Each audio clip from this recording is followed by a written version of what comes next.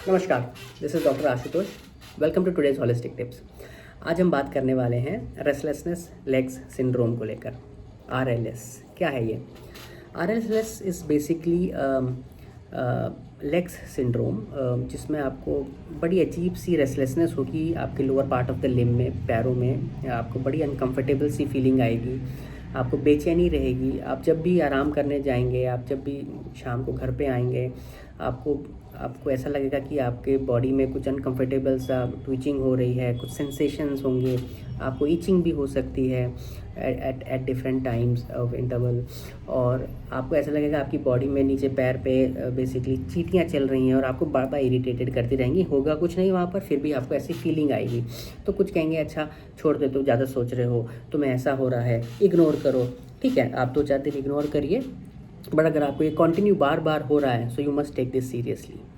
और ये हो क्यों रहा है? बेसिकली ये इसलिए हो रहा है क्योंकि आपके बॉडी में जो हमारी बॉडी में जो नर्व्स हैं, वो राइट अमाउंट ऑफ केमिकल्स वहाँ तक ट्रांसमिट नहीं हो रहे हैं। All this chemicals are governed by central nervous system. जो हमारी नर्व्स हैं यहीं से चलती हैं, और अगर ये केमिकल सही से पूरी नर्व्स में नहीं जाएंगे तो ये डिस्टर्बेंस होता है, ये इरिटेशन होता है।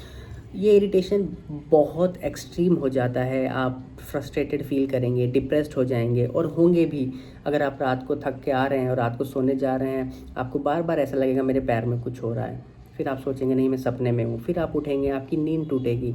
आपकी नींद टूटेगी तो आप सुबह टाइम से नहीं उठेंगे, आपका किसी चीज़ में मन नहीं लगेगा, you will always feel lethargy, आपको फटीग रहेगी, आप थके थके रहेंगे, आपका कुछ खाने पीने में मन नहीं लगेगा। और अगर ये रैंडमली 2-3 दिन लगातार होता रहे तो आपको बहुत बेचैनी रहेगी, आपकी डाइट भी छूट सकती है। तो इन सब चीज़ों को लेकर आपको ध्यान देना चाहिए अगर ये कॉन्टिन्यूसली आपको हो रहा है। और आपको अपनी नर्व एनरिचिंग फूड आपको खाने चाहिए। आपको जो एज आई सेड कि ये केमिकल मैसेंजर्स जो हैं वो सही से काम नहीं कर रहे हैं, स्पेसिफिकली डोपामाइन आपकी बॉडी में सही से प्रोड्यूस नहीं हो रहा है, तो इस कारण से ऐसा होता है। आपको डोपामाइन रिच फूड खाना चाहिए, आपको मैग्नीशियम रिच फूड खाना है, राइट। आपको good amount of water intake करना है।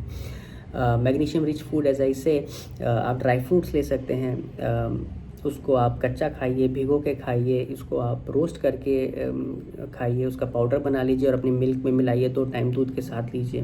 This is going to definitely help you. Dopamine rich as I said. आप अगर आप नॉन वेजिटेरियन हैं, नॉट रिकमेंडेड। अगर आप नॉन वेजिटेरियन हैं, not recommended because I have made a video on this. आप प्लीज़ उस वीडियो को देखिए कि why you should not be non vegetarian.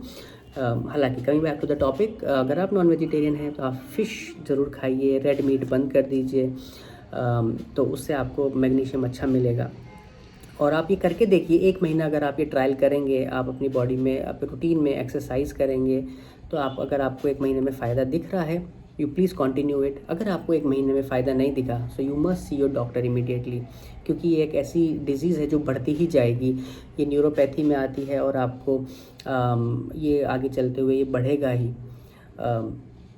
साथ में क्या होगा कि आपको कुछ सीवियर डिजीज़ भी लग सकती हैं, और it can lead to something like paralysis, Parkinson's, क्योंकि ये एज आई सेड डोपामाइन और मैग्नीशियम रिच फूड नर्व सही से काम नहीं कर रही है, तो ये बढ़ेगा ही।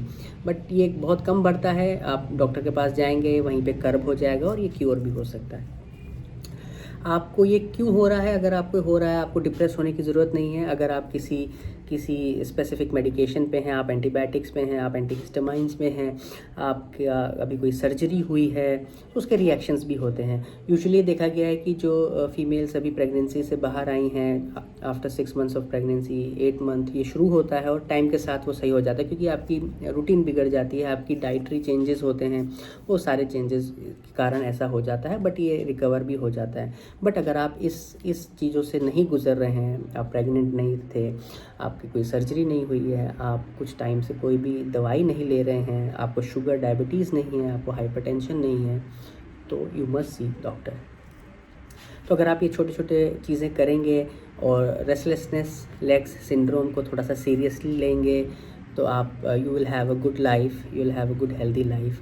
आप लोग प्लीज़ मुझे सजेस्ट करिए कि what should be the next topic, so that I can help you before even going to the doctor and you can cure yourself at home. तब तक के लिए happy healthy living. Thank you.